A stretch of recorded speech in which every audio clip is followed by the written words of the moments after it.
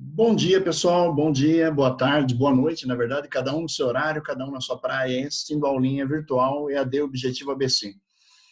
A primeira coisa, eu queria reforçar a ideia de vocês manterem a quarentena para a gente terminar logo com isso, né? Baixar a curva de evolução da doença e voltarmos a uma quase normalidade. E segundo, né, a gente poder continuar com o nosso conteúdo, seguindo a lógica do conteúdo de sala de aula. Muita saudade de vocês, né? Muita preocupação com todo mundo, mas estamos juntos aí na luta, beleza?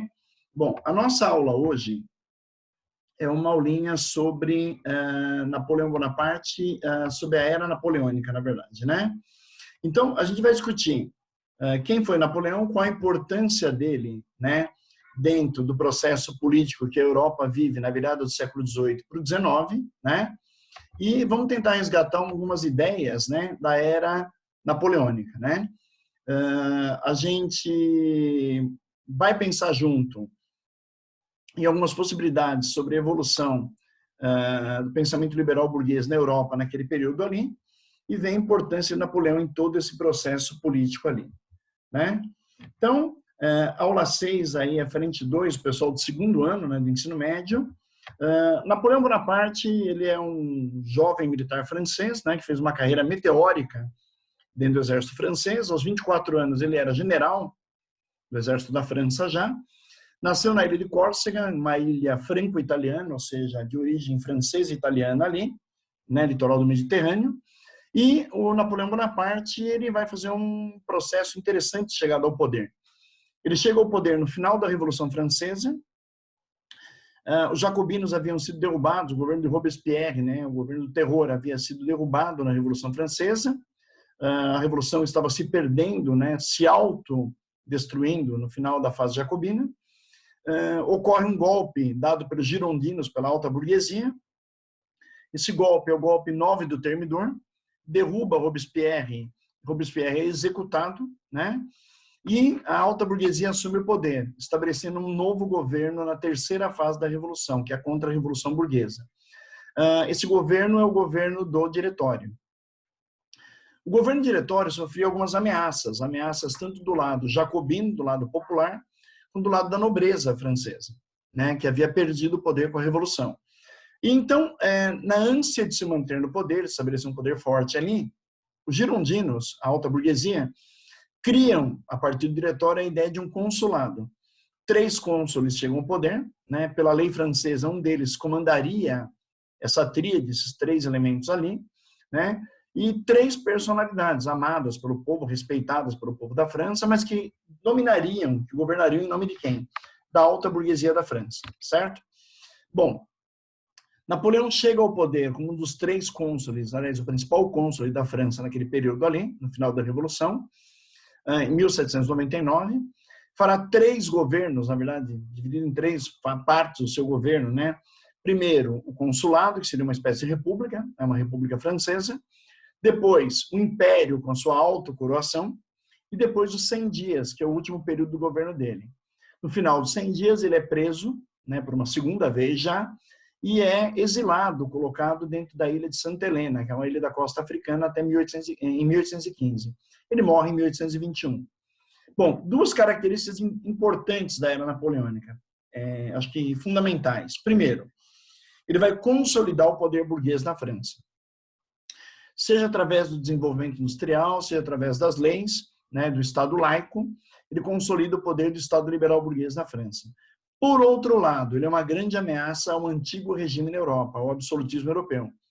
Então, de um lado, a consolidação do iluminismo, do pensamento liberal burguês na França, e, por outro lado, as guerras contra reis absolutistas e contra a Inglaterra, sua inimiga econômica, naquele período ali.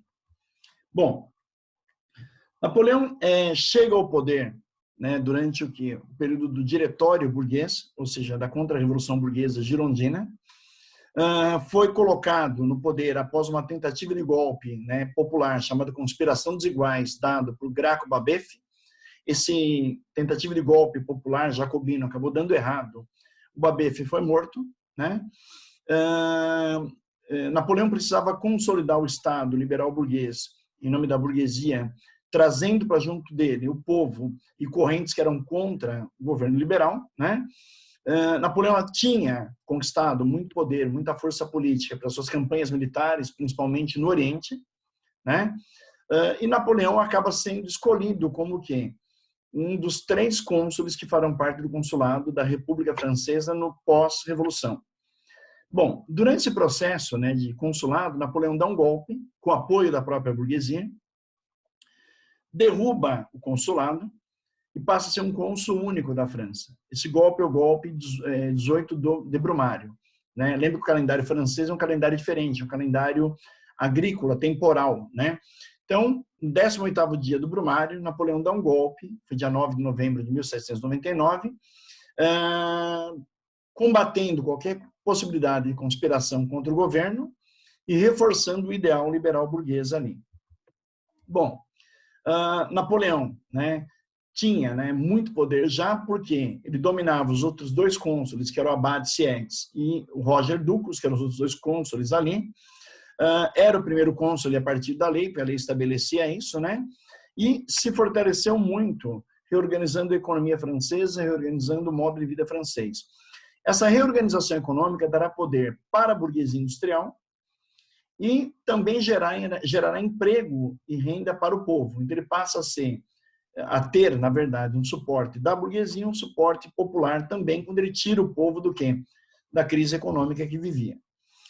Economicamente, ele estabelece padrão monetário na França, financia a industrialização francesa, gera empregos dentro do mundo agrícola francês, para os camponeses ali, e controla todo o processo inflacionário que levava a França a uma crise durante o quê? O processo pós-revolução ali. Bom, estabelece o Código Civil Napoleônico. O Código Civil tem como base o direito romano, o pensamento iluminista de liberdade, igualdade, racionalidade, né? E algumas leis que vieram do quê? Do antigo regime que ainda existiam ali na França. Pela lógica do Código Civil Napoleônico, o Código de Napoleão de 1804, né? Ele garantiria, né, poder à burguesia, garantias como liberdade, igualdade, liberdade de consciência, um Estado laico, né? A igualdade perante a lei e, principalmente, o direito à propriedade privada, que era a defesa do ideal burguês. Mas o Código não garantia direitos para o trabalhador e esse Código Napoleônico mantinha a escravidão nas colônias, ou seja, muito liberal, muito progressista de um lado e extremamente conservador de outro. Napoleão, então, começa a estabelecer aquilo que nós chamamos de um despotismo esclarecido, né?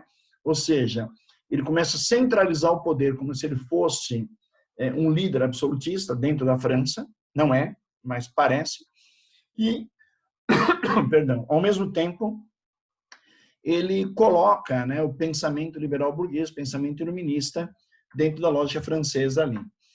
Bom, reformou o ensino, criou os liceus, onde era ensinada arte e cultura, o francês, para formar a elite intelectual que governaria a França junto com ele, fortaleceu as escolas militares, escolas de direito, escolas de técnica naval, né? Com relação à igreja, ele fez um acordo com o Papa, submetendo a igreja francesa ao Estado da França, ou seja, bispos da igreja francesa deveriam obedecer às leis e às regras dentro do Estado francês, acalmando a crise com o clero, crise que havia sido violenta durante o quê? O período jacobino, o período da Revolução Francesa ali, conseguiu aprovar a lei um poder vitalício para ele e que ele poderia escolher o seu sucessor. Então, basicamente, Napoleão praticamente começa a estabelecer o poder igual de um rei absolutista do antigo regime, né? Mas consolida, de alguma maneira, o poder burguês, consolida, de alguma maneira, a força do liberalismo dentro do país. De um lado, muito progressista, economicamente falando, Estado laico, educação, aquela coisa e tal. Do outro lado, conservador, com escravidão, o não direito ao trabalhador e, se a gente for analisar mais profundamente, né, o controle da imprensa francesa. Napoleão controlava a imprensa, censurava a imprensa naquele momento. Podemos analisar que quase caminhando para uma ditadura, né, napoleônica ali. Bom, a expansão napoleônica gerou um grande problema, por quê? O expansionismo napoleônico atingiria como inimigo econômico a Inglaterra e como inimigo, né, de certa maneira, político, ideológico, os reis absolutistas da Europa. Então, Napoleão acaba consolidando a ideia que ele tem 4 grandes inimigos na Europa: a Inglaterra, a Áustria, a Prússia e a Rússia, certo? Bom, Apesar da derrota em Trafalgar, em 1805, quando ele perde uma batalha para os ingleses, a França consegue consolidar imposição de território sobre Áustria, Prússia, parte do Sacro Império Romano Germânico, norte da Itália, e territórios da Península Ibérica e Holanda. Ou seja, Napoleão expande seu Império Napoleônico grandemente ali. Lembrando que Napoleão está saindo de um consulado, caminhando para o Império Napoleônico, e lembrando também que Napoleão, nesse período, começa o quê? Estabelecer a ideia forte do Estado laico. Por quê? A gente representa essa imagem claramente na autocoroação de Napoleão. O Napoleão se autocoroa, tirando a coroa das mãos do Papa, ele está falando, o Estado é laico e eu não dependo da Igreja. Então, além dos reis europeus, ainda há um rompimento com o próprio papado, quando ele se autocoroa, quando ele coloca a coroa sobre sua cabeça ali. Bom, começa a criar um sistema de protetorado nas áreas em que ele invade, né, disseminando o princípio liberal e iluminista. Galera, é muitíssimo importante pensar o seguinte. Napoleão estabeleceu na França um grande nacionalismo. O bonapartismo dos seus seguidores, ou seja, aquela ideia de seguir Napoleão em nome de uma França grande, poderosa, industrial, desenvolvida, estabeleceu um padrão nacionalista. E que ele acabou levando também para os seus inimigos. Porque os inimigos de Napoleão, para se defender dele, também precisam de uma lógica nacionalista. Então, a Europa passa a viver uma era de nacionalismo muito forte, que foi irradiada por Napoleão Bonaparte a partir da França. Esse ideal nacionalista gera para nós, no início do século XIX, um pensamento romântico na Europa. Liguem isso à literatura, por favor. Eu acho que é um ponto-chave para você amarrar nacionalismo e romantismo naquele período ali.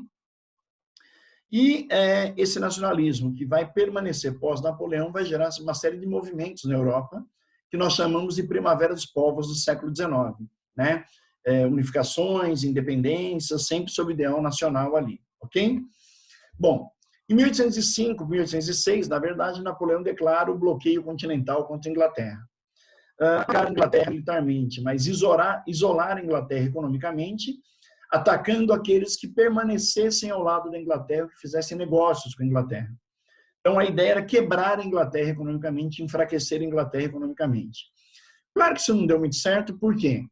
Vários países da Europa continuaram comercializando com os ingleses. Um exemplo, Portugal, de Dona Maria I.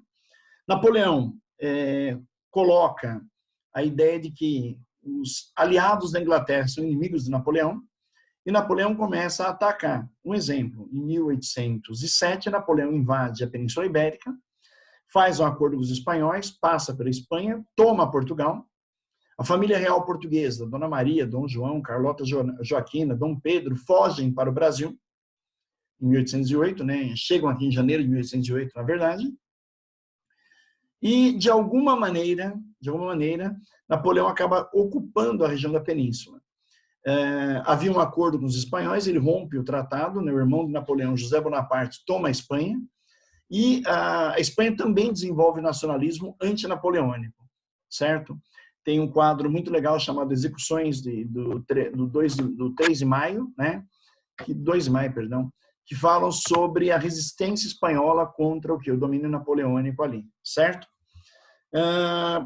De alguma maneira, o bloqueio, né, não funcionou muito bem. O Napoleão acaba invadindo, de um lado, a Península Ibérica e tentando invadir a Rússia. A campanha militar contra a Rússia acabou não dando muito certo. Por quê?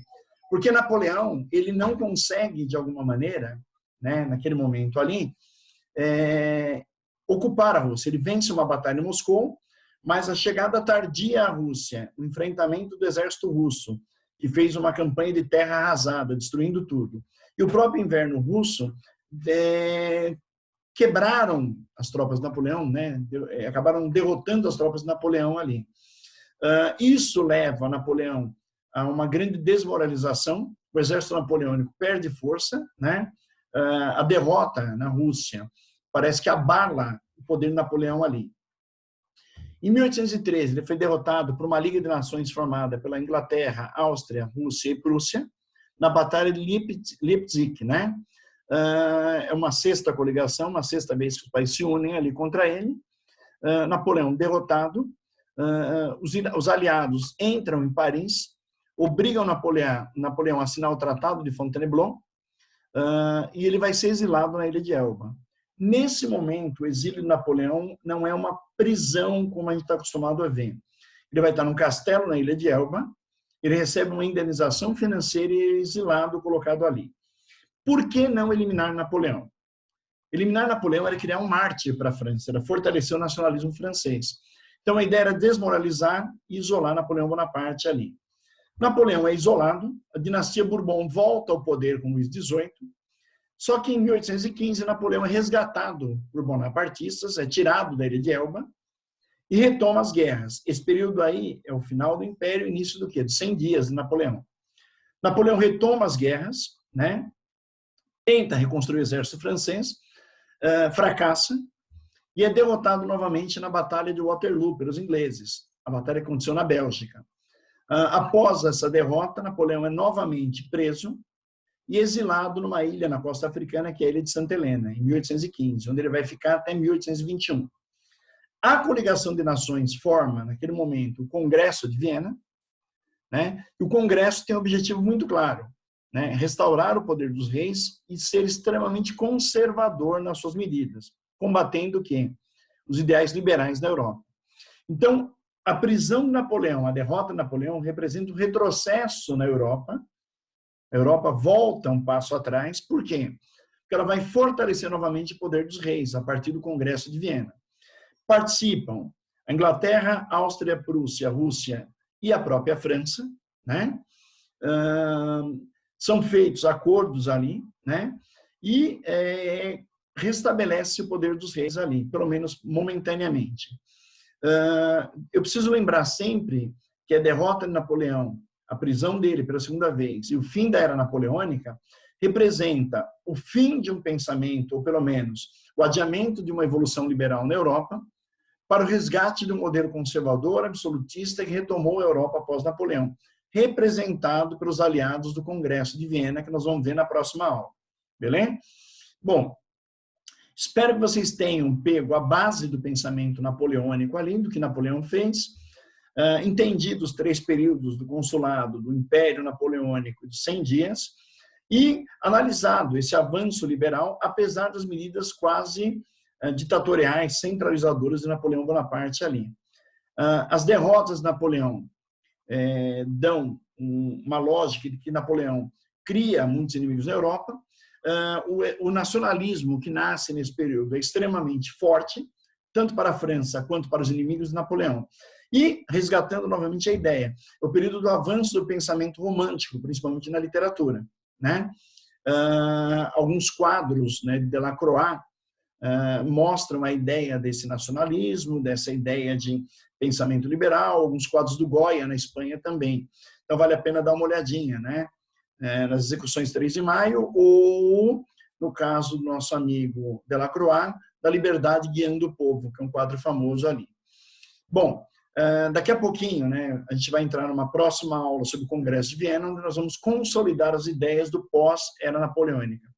Quero que vocês fiquem muito bem, se cuidem, mantenham momentaneamente, para a gente poder voltar logo à quarentena, vejam essa aula com o caderninho novamente do lado, façam as anotações e aguardem o nosso plantão virtual. Tá? Qualquer dúvida no plantão virtual ou no Olimp.ist Moda, Olimp.ist Temudo, moda, @hotmail.com. Bom dia para todo mundo, muita saudade de vocês e até a nossa próxima aulinha. Beleza, gente? Valeu.